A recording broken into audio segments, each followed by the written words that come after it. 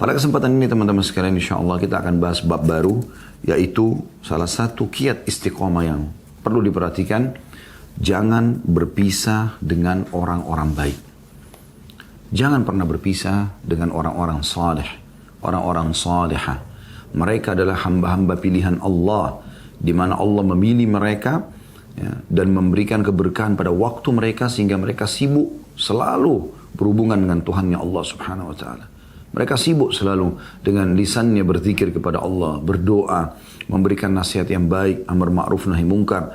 Tangan mereka, tubuh mereka, semua matanya, telinganya, lisannya, hidungnya, kakinya, kemaluannya tidak akan menyentuh dan digunakan kecuali pada yang dihalalkan oleh Allah SWT. Mereka selalu jauh dari hal yang bermau maksiat. Mereka adalah orang-orang yang jelas diberikan taufik oleh Allah, dan mereka kita temukan selalu bersyukur dalam setiap keadaan. Kalau ada nikmat, walaupun nikmat itu kecil, dan juga bersabar dalam setiap cobaan. Itu pasti terjadi. Nah, itu pada orang-orang yang soleh dan solehah. Ini penting teman-teman sekalian untuk digarisbawahi.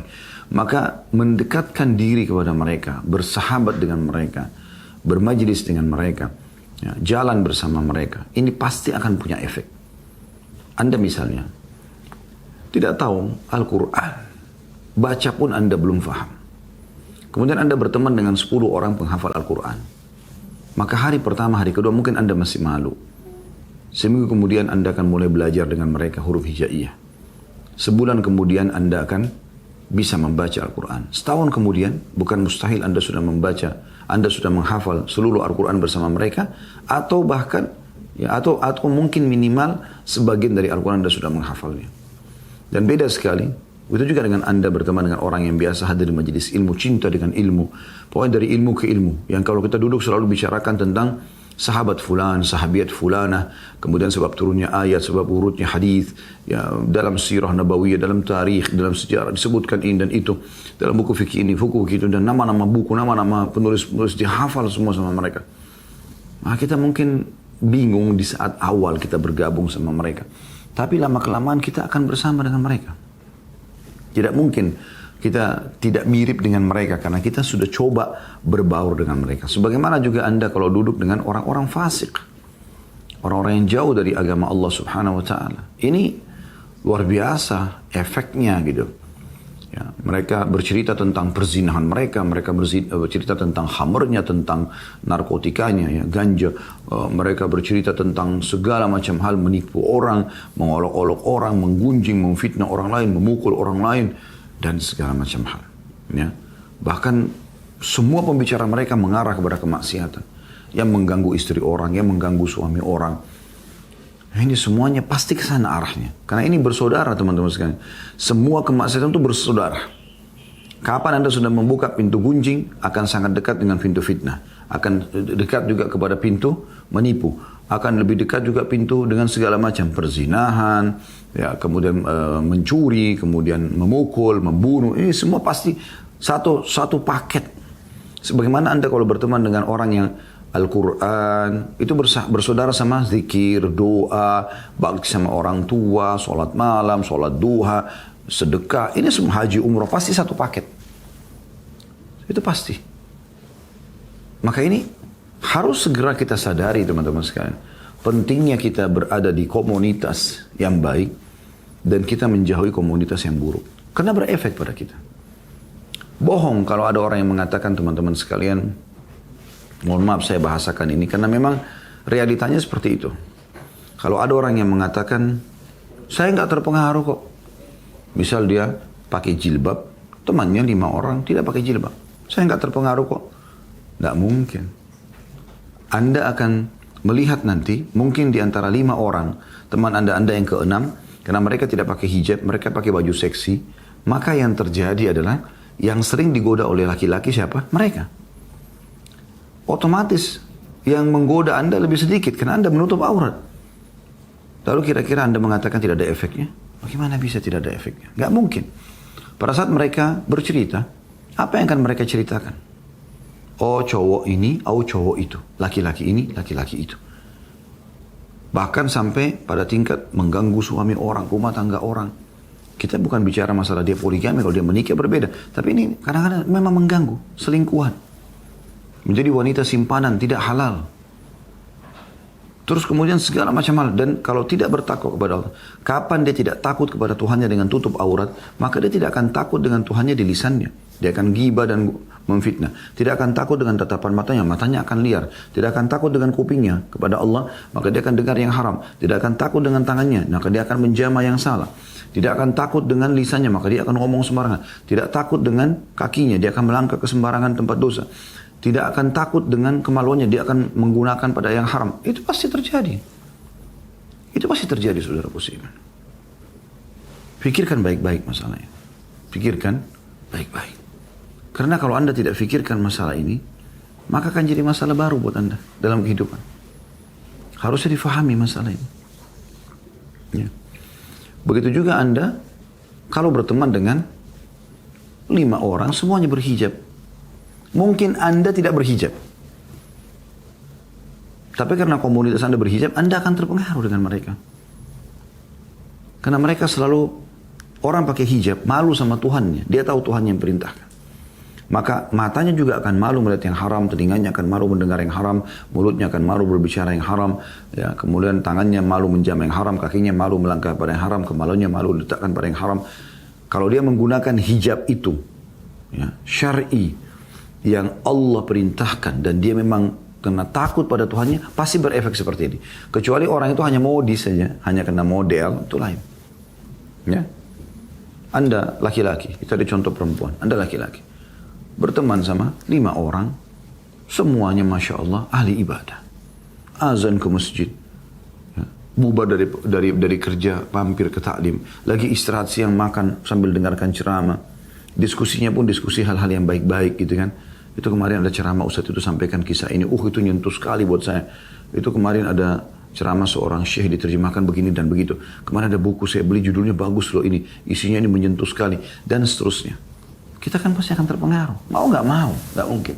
Sebagaimana juga Anda berteman dengan 5 orang teman-teman Anda, ini sebagai contoh saja angka 5-nya.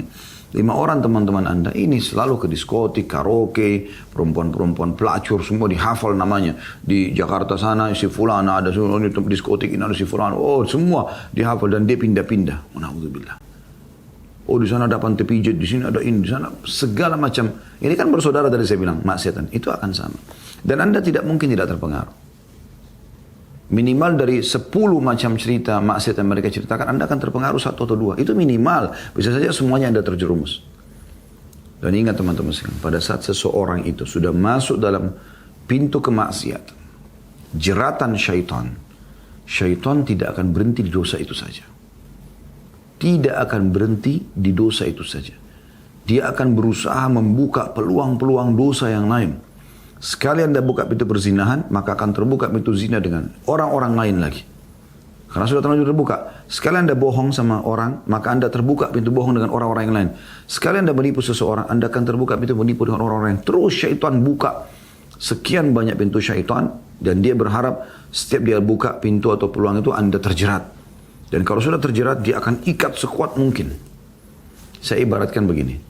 Iman itu seperti tangga, anak-anak tangga. Kalau Anda terus istiqomah, terus melakukan ketaatan, Anda seperti sedang naik tangga, naik tangga, naik tangga.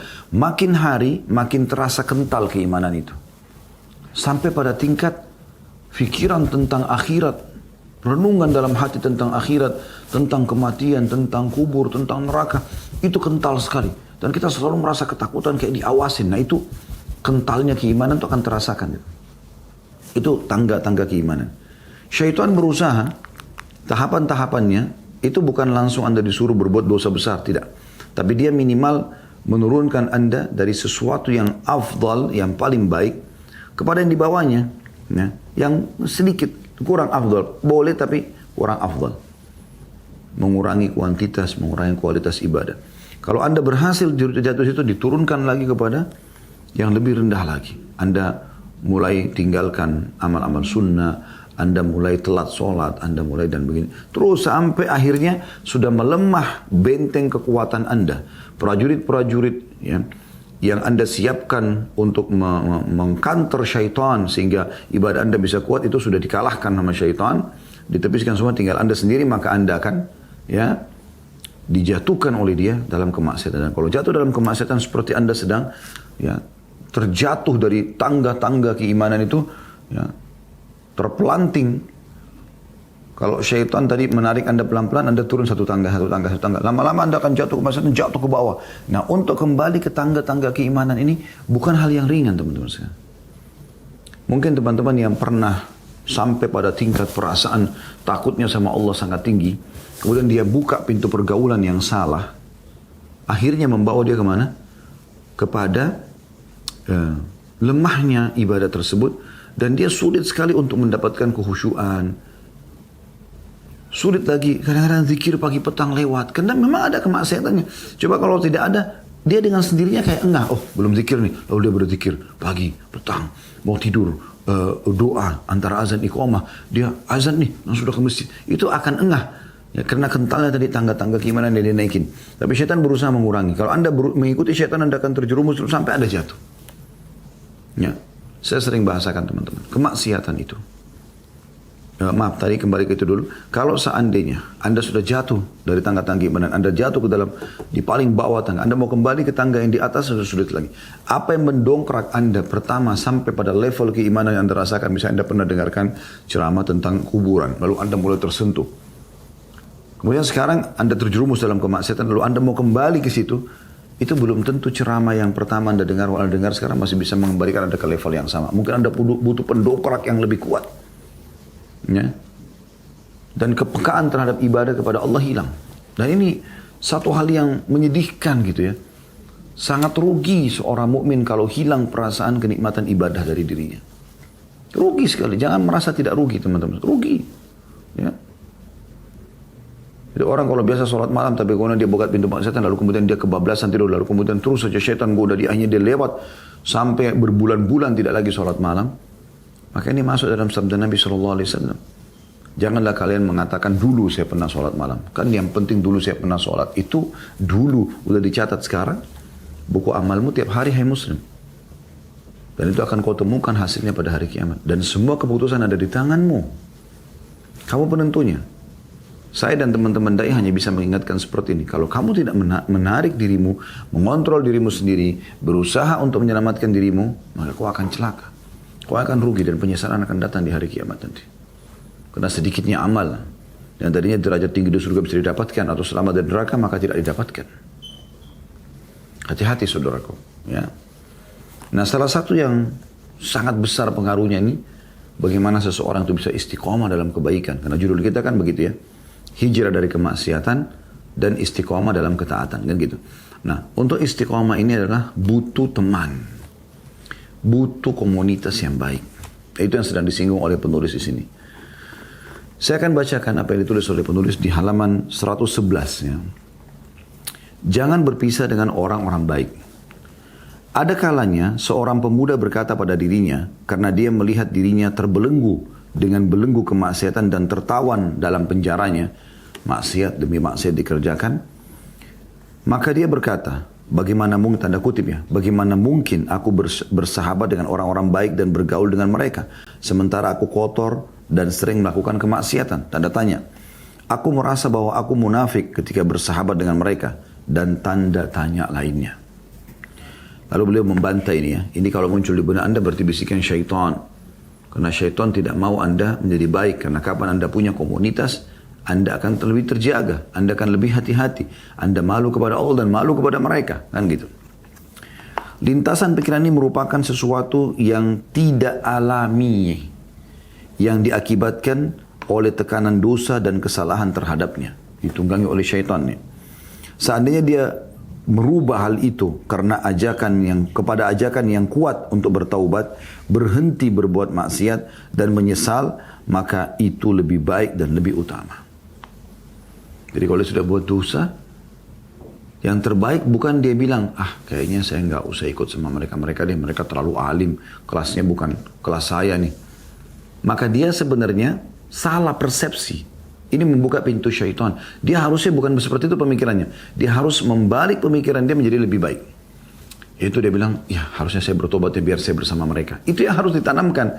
Jadi jangan ikuti bisikan syaitan. Ingat teman-teman, semua bisikan ya, yang terlintas di benak kita, di hati kita, di benak kita. Ya, itu semuanya. Kalau mengarah kepada jauh dari ketaatan kepada Allah atau maksiat kepada Allah dari syaitan, tugas kita lawan. Sekali lagi, tugas kita lawan. Enggak ada negosiasi sama syaitan. Semua bisikan, saya ulangi lagi, yang mengajak kepada malas beribadah atau menuju kepada kemaksiatan kepada Allah, ya, maka ini jelas dari syaitan. Tugas kita lawan. Isti'adzah. A'udzu billahi minasyaitonir rajim. Aku berlindung kepada Allah dari syaitan yang terkutuk, yang terajam. Kita berlindung kepada Allah Subhanahu wa taala. Lalu segera selamatkan diri kita. Justru pada saat itu lakukan ibadah. Misal contoh, kalau Anda bangun tengah malam, lalu kemudian Anda terlintas untuk sholat malam, pasti syaitan akan datang. Gak usah, malam masih panjang. Begitu Nabi SAW sampaikan, kalau orang terbangun tengah malam, maka malaikat akan mengatakan pada dia sholat malam lah. Syaitan, pendampingnya Qarin akan mengatakan, tidurlah, malam masih panjang. Yang mana Anda ikuti? Ikuti malaikat. Ikuti bisikan hati positif kita. Enggak, wudu langsung sholat. Nanti kalau mengantuk benar, Anda setelah 2 rakaat, 4 rakaat, Anda istirahat lagi, tidak masalah. Tapi umumnya kalau orang sudah melakukan ini, sesuai dengan sabda Nabi SAW, siapa yang bangun malam hari, kemudian dia, kata Nabi SAW, kalau seseorang mau tidur diikat oleh syaitan dengan 3 ikatan. Kalau dia bangun, dia berzikir kepada Allah, lepas ikatan yang pertama. Kalau dia berwudu, lepas ikatan kedua. Kalau dia sholat, maka lepas ikatan ketiga, dan engkau akan temukan orang itu paling bahagia pada hari itu. Kalau sudah wudu, sudah sholat, hilang untuknya itu. Gitu. Kita mau sedekah. Saudara niat itu orang miskin, kasih. Bisikan apapun yang menahan Anda sedekah, lawan. Dari syaitan pasti. Orang tua Anda menyuruh sesuatu, tugas kita adalah patuh, laksanakan selama bukan maksiat. Ada bisikan apapun yang menunda, mengatakan tidak usah atau membantah, syaitan, lawan. Begitu poinnya. Ya. Dan harus kita bisa kontrol diri kita ini, teman-teman sekalian. Jadi sekarang diantaranya begitu, kalau kita mau berteman sama orang-orang saleh, laki-laki sama laki-laki, atau perempuan sama teman-teman salehah, ya. Kemudian ada bisikan, kayaknya saya nggak cocok nih, kayaknya bukan kelas saya, kayaknya saya terlalu kotor. Ini semua dari syaitan, nggak boleh, jangan diikuti. Dan harusnya dia mengubah persepsi dia pada saat itu, ya, untuk bertaubat kepada Allah. Kata beliau, seandainya dia bertanya dengan ungkapan lain dan logika yang berbeda, maka dia akan mengatakan yang pertama, persahabatanku dengan orang-orang baik dengan sendirinya adalah amal soleh. Ini yang harus ditanamkan. Dan ini materi kita hari ini. Poin pertama adalah, kalau ada bisikan syaitan Anda tidak mau berteman sama teman-teman yang baik, teman-teman yang soleh dan soleha, maka Anda bilang, sebenarnya berteman sama mereka sudah amal soleh. Karena memang berteman sama orang soleh adalah ibadah.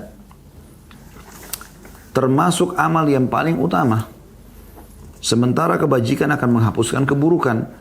Nabi SAW telah mengategorikan orang yang mencintai saudaranya karena Allah, termasuk 7 golongan yang akan diberikan perlindungan oleh Allah pada suatu hari yang tidak ada naungan selain naungan Allah. Kan kata Nabi SAW begitu. Dari 7 golongan yang Allah akan naungi di hari kiamat di mahsyar nanti, ya. Salah satunya adalah 2 orang yang saling mencintai karena Allah, berkumpul karenanya, berpisah karenanya. Berarti kalau kita ubah persepsi selama ini, kayaknya saya nggak cocok teman sama mereka. Yakinlah, dengan berteman sama mereka, saya bisa dapat naungan Allah hari kiamat. Dan ini ibadah. Itu poin pertama. Poin yang kedua, tanamkan di benak Anda yang masih tidak mau berkumpul sama orang-orang yang baik ini atau orang soleh, mencintai orang-orang soleh menyebabkan seseorang bersama mereka. Walaupun dia tidak mencapai kedudukan mereka dalam amal. Mungkin kita nggak sholat malam seperti mereka. Sedekah kita belum sebesar mereka. Mungkin hadir majelis ilmu tidak sebanyak mereka. Ya. Namun kita bisa bersama mereka. Dari hadis Abu Musa al-Ash'ari radhiyallahu anhu, bahwa Nabi SAW bersabda, al-mar'u ma'a man ahabba. Seseorang itu bersama dengan orang yang dicintainya. Hadis riwayat Bukhari nomor 6170 dan Muslim 2641. Seorang badui bertanya kepada Nabi SAW, kapankah datangnya hari kiamat? Ini riwayat yang lainnya. Nabi SAW menjawab, apa yang kamu persiapkan untuk menghadapinya? Jadi orang ini tanya, kapan kiamat terjadi? Besokkah? Lusakah? Atau kapan disebutkan waktunya misalnya? Nabi SAW tidak jawab itu. Nabi cuma mengatakan, apa yang kau persiapkan untuk kiamat itu? Kamu pribadi. Maka dia menjawab, aku tidak menyiapkan diri untuk menghadapinya dengan banyak sholat, tidak pula dengan banyak puasa dan banyak sedekah, tapi aku mencintai Allah dan Rasulnya. Artinya aku melihat sholatku, ya, kemudian puasaku, sedekahku sedikit dibandingkan orang-orang lain. Tapi aku mencintai Allah dan Rasul. Maksudnya aku mengerjakan itu karena Allah perintahkan, dan aku cinta kepada Allah dan juga karena Rasulullah SAW perintahkan. Walaupun sedikit amalnya, tapi dia kerjakan dengan semangat. Dia kerjakan karena memang mencintai pemilik syariat Allah Subhanahu Wa Taala, dan juga menyampaikan pada kita utusannya, yaitu Nabi Muhammad SAW. Maka beliau SAW menjawab, anta ma'a man ahbabta. Kamu akan bersama dengan yang kau cintai. Hadis riwayat Bukhari nomor 6171 dan 6299. 6239, maaf. Juga dari Ibnu Mas'ud radhiyallahu anhu, dia menuturkan, ja'a rajulun ila Rasulillah sallallahu alaihi wasallam faqala, "Kaifa taqulu fi rajulin ahabba qauman wa lam yalhaq bihim?" Faqala Rasulullah sallallahu alaihi wasallam, "Al-mar'u ma'a man ahabba." Seorang laki-laki datang kepada Rasulullah SAW seraya berkata, bagaimana menurut anda tentang seseorang yang mencintai satu kaum tapi dia tidak mencapai kedudukan mereka? Kita mencintai sahabat, kita mencintai ya, ulama, para da'i, ini aulia, wali-wali Allah yang memang dekat sama Allah. Tapi amal kita belum seperti mereka. Kata Rasulullah SAW, seseorang bersama dengan orang yang dicintainya. Hadis ini riwayat Bukhari nomor 6109 dan Muslim 2640. Subhanallah, riwayat ini pernah ditanggapi oleh seorang sahabat Nabi bernama Anas bin Malik radhiyallahu anhu. Beliau mengatakan, tidak ada sabda Nabi SAW yang ya lebih kami cintai. Maksudnya semuanya tentu disukai, tapi yang paling membuat kami semangat sekali ya, dibandingkan dengan hadis ini. Al-mar'u ma'aman ahabba. Al-mar'u ma'aman ahabba. Seseorang akan bersama dengan orang yang dicintai. Karena aku, kata beliau, ini Anas bin Malik, sahabat Nabi, perawi hadis yang banyak. Dia mengatakan, karena aku mencintai Nabi SAW, aku mencintai Abu Bakar, aku mencintai Umar, walaupun amalku belum mencapai mereka. Harapannya agar aku bersama dengan mereka di akhirat. Mencintai mereka saja sudah membawa kita bersama mereka. Lalu kenapa anda tidak suka dengan orang-orang saleh? Ada orang subhanallah bahkan mengolok-olok orang saleh. Sudah dia sendiri ibadahnya kurang, dia malah ngolok-olok orang saleh. Dia olok-olok wanita yang berjilbab, ya, nutup aurat. Dia olok-olok laki-laki yang pakai ke masjid, pakai baju koko. Dia olok-olok. Dicari-cari kesalahannya. Ya. Subhanallah. Harusnya terbalik. Kita mencintai mereka.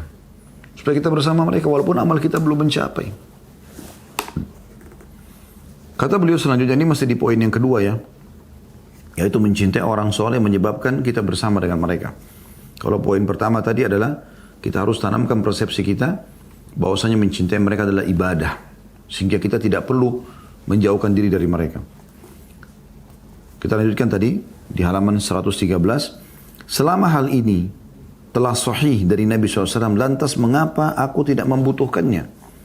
Mudah-mudahan Allah Subhanahu Wa Taala menyampaikan diriku pada kedudukan mereka dan membangkitkanku bersama mereka pada hari kiamat. Sloganku adalah, ini kata penulisnya, dia sebutkan pepatah bahasa Arab, uhibbus salihina walastu minhum.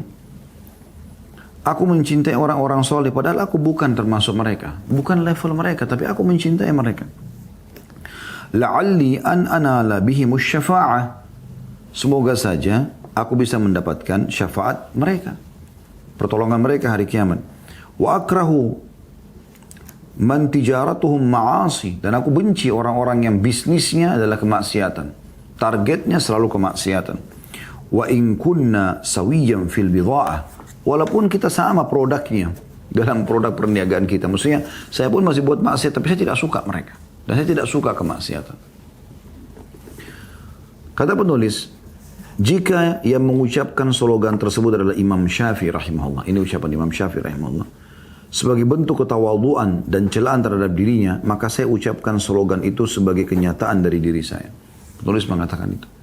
Kalau kelas Imam Syafi'i saja ulama besar mengatakan ini, wahibbus salihina walastu minhum. Saya mencintai orang salih walaupun saya bukan level mereka. Ya kan? Ini siapa yang melakukan kesolehannya Imam Syafi'i rahimahullah? Semua orang muslim yang menuntut ilmu terutama tahu levelnya Imam Syafi'i rahimahullah. Namanya mendunia, madhabnya diikuti oleh banyak orang. Jutaan orang mengikuti. Berapa banyak pahala yang dia punya. Dia masih mengatakan itu. Maka penulis mengatakan, maka saya lebih layak sebagai seorang penulis buku kecil. Maka saya pun, Khalid Basalamah mengatakan diri saya dan teman-teman, kita pun lebih layak. Kalau sekelas penulis buku ini sudah punya karya tulis yang mengingatkan kita, menyadarkan kita, mengatakan ini, karena mengikuti Imam Syafi'i, bagaimana dengan kita teman-teman? Dia masih jauh dari ibadah kepada Allah Subhanahu Wa Taala. Itu yang harus ditanamkan yang kedua, yaitu kita akan bersama dengan orang yang kita cintai, yang kita idolakan. Nah ini penting, idolakan. Berapa banyak pemuda-pemudi Muslim yang mengidolakan orang yang tidak jelas, orang kafir. Sekarang lagi rame bola, Anda nonton bola silakan. Tak perlu sampai berlebihan dalam mengidolakan orang-orang kafir itu, sehingga akhirnya Anda sibuk mengikuti model rambutnya, Anda mencari tahu makanan favoritnya, Anda mencari tahu hubungannya sama lawan jenisnya, Anda mencari tahu segala macam berhubungan dengan dia. Sehingga semua Anda hafal tentang si fulan, tentang si fulan. Tapi kalau kita tanyakan, ya itu kalau mereka meninggal dalam keadaan kafir pasti masuk neraka nih. Dan Anda kalau ditanyakan, mana Anda dari Abu Bakar, dari Umar, dari Uthman, dari Ali, dari Talha, dari Zubair, sahabat-sahabat semua ridwanul alim. Mana Anda dari tabi'in, Hasan Basri, ya, Sa'id bin Musayyib, Sa'id bin Jubair, Sufyan al-Thawri, Atha bin Abi Rabah, banyak sekali, ya, Abdullah bin Mubarak, Fudail bin Iyad, dan seterusnya. Mana Anda dari mereka-mereka itu? Mana Anda dari tabi'in, generasi-generasi seperti Imam Malik, Imam Abu Hanifah, dan seterusnya.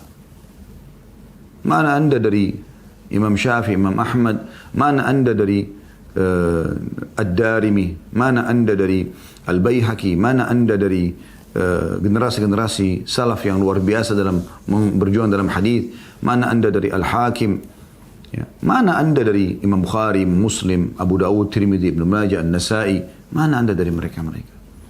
Mana kita dari Umar bin Abdul Aziz, ya, seorang khalifah yang saleh? Mana kita dari sultan-sultan Muslim yang luar biasa mereka dalam ibadahnya? Kenapa kita bukan idolakan mereka? Yang dengan mencintai mereka kita bisa bersama mereka. Nah ini yang sedang kita bahas poinnya. Yang ketiga, kalau Anda masih ragu berteman dengan orang saleh, maka Anda harus tanamkan di benak Anda, manusia itu ada 3 golongan, kata beliau. Yang pertama, golongan yang membawa dirinya dengan kendali takwa dan mencegahnya dari kemaksiatan. Selalu kontrol, nggak mau maksiat. Pokoknya ketaatan aja, titik, selesai. Nggak ada negosiasi sama syaitan, selesai. Inilah ini orang yang terbaik, selalu kontrol. Dari ketaatan apa? Dari majelis ilmu setelah bubar ini, majelis ilmu apa lagi? Zikir pagi belum selesai, diselesaikan zikir paginya. Ada orang keluarga sakit dijenguk, ada orang yang punya masalah didoakan. Sedekah, apa saja dari kebaikan kepada kebaikan. Ini orang yang terbaik. Ini golongan yang pertama. Mudah-mudahan Allah menyampaikanku pada derajatnya. Ini penulis berdoa. Saya pun mengatakan sama, semoga saya dan teman-teman semua yang mengikuti acara ini, baik live ataupun ulangan, juga termasuk orang-orang ini sibuk dengan ketaatan. Allahumma amin. Yang kedua, golongan yang melakukan kemaksiatan kepada Allah dalam keadaan takut dan menyesal. Dia buat dosa tapi dia ketakutan. Dia takut kenapa dan nyesal kenapa dia lakukan. Dia merasa bahwa dirinya berada dalam bahaya yang besar. Dan dia berharap suatu hari dia dapat berpisah dengan kemaksiatan tersebut. Ini golongan yang kedua. Ini sedang. Ya. Golongan yang ketiga, ini yang buruk. Ya. Golongan yang terus sibuk mencari kemaksiatan. Dari dosa ke dosa. Dari target dosa ke target dosa yang lain. Kenapa ini teman-teman sekalian? Ya. Kenapa ini terjadi gitu? Sayang sekali. Bergembira dengannya dan menyesal karena kehilangan hal itu. Meskipun aku bukan termasuk, kata menulis ya, meskipun aku bukan termasuk golongan pertama, dan aku berharap kepada Allah semoga dia memasukkanku dalam golongan tersebut. Penulis ini, dia tidak mengatakan dirinya langsung, oh saya golongan pertama yang sibuk dengan masalah, tidak. Memang mungkin saya bukan golongan, tapi semoga Allah masukkan saya di golongan itu. Maka aku menjadi golongan yang kedua, lebih baik dan lebih suci bagiku daripada menjadi golongan yang ketiga. Ini yang ketiga memahaminya. Artinya, orang yang terbaik fahamilah hai muslim dan muslimah, orang yang sibuk dengan ketaatan. Baik. Yang keempat, yang harus tanamkan persepsinya supaya kita selalu mau bertemu dengan orang baik, bahwa penyesalan dan penderitaan karena melakukan kemaksiatan hanya dapat aku petik dari persahabatan yang baik. Artinya, menyesal dari kemaksiatan ini terjadi kenapa? Karena kita punya komunitas, ada komunitas baik di sekitar kita. Ada istri yang salehah, ada suami yang saleh, ada anak-anak yang saleh, ada tetangga yang saleh, ada komunitas yang saleh. Itu membuat kita nyesal dengan dosa kita. Kapan semua di sekitar kita orang-orang yang buruk, kita tidak akan menyesal. Jadi kata beliau, tanamkan di benakmu penyesalanmu yang muncul, bahwa penyesalan dan penderitaan karena melakukan kemaksiatan hanya dapat aku petik dari persahabatan yang baik. Inilah berkah mereka yang pertama dan buah mereka yang perdana. Tak kala aku berpisah dengan mereka, maka suara tersebut menurun dan pengaruh celaan terhadap diri berkurang. Dan karena itulah aku berpindah. Semoga Allah tidak memperkenankannya menuju neraka kemaksiatan. Artinya, kapan kita jauh dari mereka, maka kita akan menuju kepada maksiat. Orang-orang yang tidak pernah bergaul dengan orang-orang soleh mungkin tidak pernah sekalipun merasa menyesal dan merasakan pahitnya kemaksiatan. Karena munculnya penyesalan tadi karena ada mereka, ya. Adapun orang-orang yang bersahabat dengan orang-orang yang soleh, mereka merasakan hal itu tak kala mereka melihat saudara-saudara mereka, sedangkan lidah mereka mengucapkan mereka lebih baik dan lebih suci dibandingkan aku. Yang kita sayangkan teman-teman, ada banyak istri, ada banyak suami, ada banyak orang tua, ada banyak anak. Mereka kalau diingatkan, suami buat maksiat, istrinya ingatkan, itu nggak boleh, itu begini. Bukan dia mengatakan, oh iya ya, jazakillahu khairan, semoga Allah balas aku dengan kebaikan, tolong bantu saya supaya saya keluar dari kesalahan ini. Enggak, kau tahu apa? Malah dia marah. Malah dia menghardik istrinya yang salehah, yang karena itu dia ada, Anda menyesal nanti. Maksudnya muncul perasaan bersalah dengan Allah subhanahu wa ta'ala. Anda jadi takut bermaksiat. Nanti istri saya lihat. Mungkin dia nonton yang tidak baik. Istri datang lalu dimatikan sama dia. Berarti kan ada kebaikan istri itu. Harusnya dijaga. Begitu juga dengan suami. Banyak istri begitu, subhanallah. Suaminya baik, selalu sholatlah malam, tutup aurat ya, dinasihati baik-baik. Nggak mau, nggak mau tahu. Subhanallah. Bukankah kita bersyukur justru karena ada orang baik itu di sekitar kita? Kalau seandainya suami Anda juga fasik seperti Anda, bagaimana keadaannya? Anda selingkuh, dia selingkuh, Anda zina, dia zina, Anda mabuk, dia mabuk. La haula wa la quwata illa billah. Lalu bagaimana dengan generasi yang datang setelahnya? Semuanya pemabuk. Berapa banyak orang tua yang anaknya ingatkan. Ayah, ibu, abi, umi, sholat. Anak kecil ngerti apa? Loh, mesti saja Allah SWT ingatkan kita melalui lisan dia. Jangan merasa, jangan menghardik mereka. Nggak boleh. Bersyukur Allah ingatkan kita di situ. Saya pernah subhanallah duduk 11:30 malam gitu. Anak saya yang laki-laki tiba-tiba bilang sama saya, Abati, sholat malam yuk. Umurnya 8 tahun gitu. Ya. Saya langsung nangkut, iya nak, ayo kita sholat. Karena memang itu kebaikan. Walaupun anak. Beda umurnya sama saya jauh, saya 46, dia 8 tahun. Tapi subhanallah, saya mengambil sisi positifnya. Berapa banyak orang tua menghardik anaknya. Karena mengingatkan masalah tutup aurat jilbabnya, ibunya. Karena mengingatkan tentang ayahnya, ini dan itu, dan seterusnya. Berapa banyak anak tidak mau dengar orang tuanya. Kalau orang tuanya sudah, nak, nggak boleh begini, nak, nggak boleh begitu, nak, begini. Ini orang tua ini, nggak ikuti perkembangan, nggak modern. Memang cerita sama teman-temannya, olok-olok orang tuanya, itu orang tuaku, wah, kampungan, apalah segala macam. Padahal ini orang soleh. Sedang memperingatkan kamu, hai anak, untuk taat kepada Allah SWT supaya kau tidak menyesal. Itu juga dengan teman, tetangga dengan tetangga, komunitas dengan komunitas. Ya.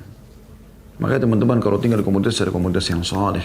Kos-kosan kah, kontrakan kah, apalah, di kampus Anda lagi kuliah, di tempat kerja, cari orang-orang yang baik di sekitar itu, berteman sama mereka. Sehingga terbentuk komunitas, itu penting. Selanjutnya kata beliau, dengan demikian persahabatanku dengan orang-orang yang baik menyebabkan aku merasa menderita akibat kemaksiatan. Dan ini dengan sendirinya adalah sebuah langkah dengan izin Allah dalam meniti jalan taubat.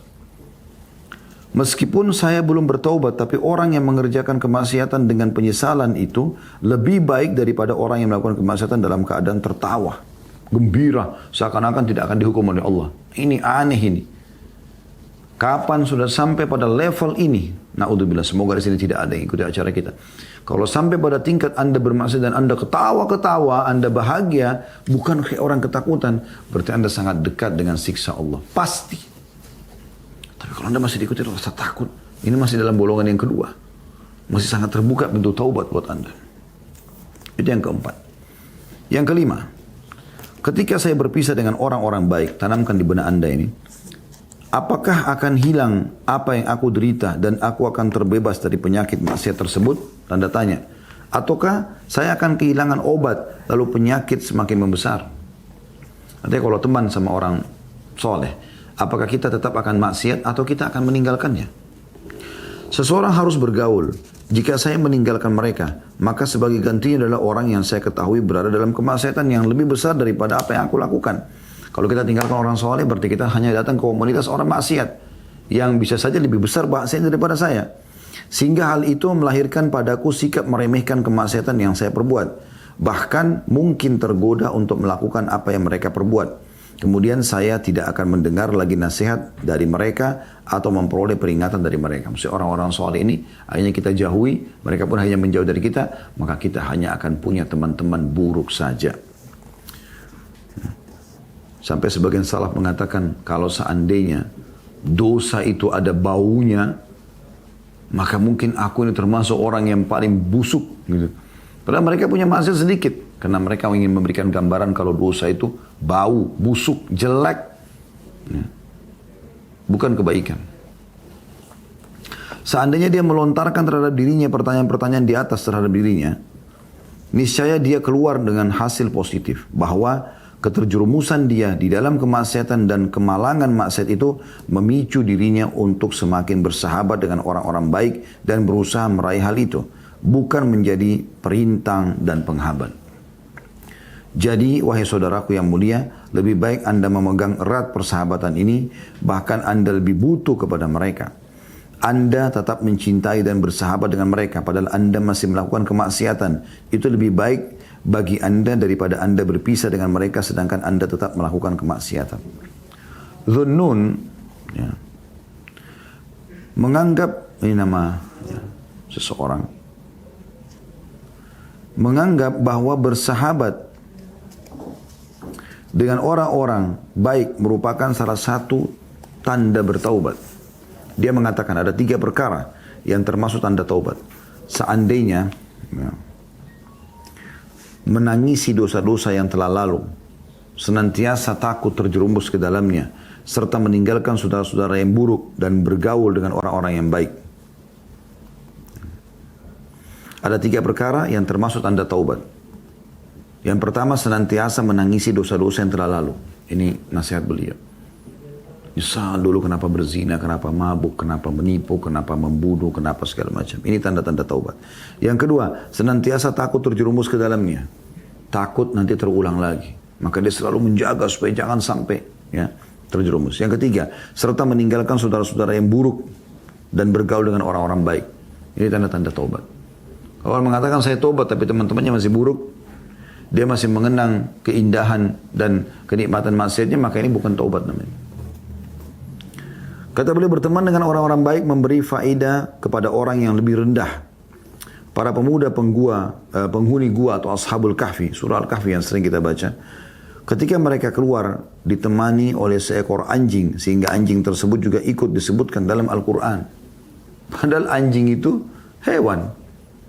Tapi karena anjing itu menemani mereka ya, ke gua, maka anjing itu pun termuliakan dengan disebutkan dalam Al-Quran.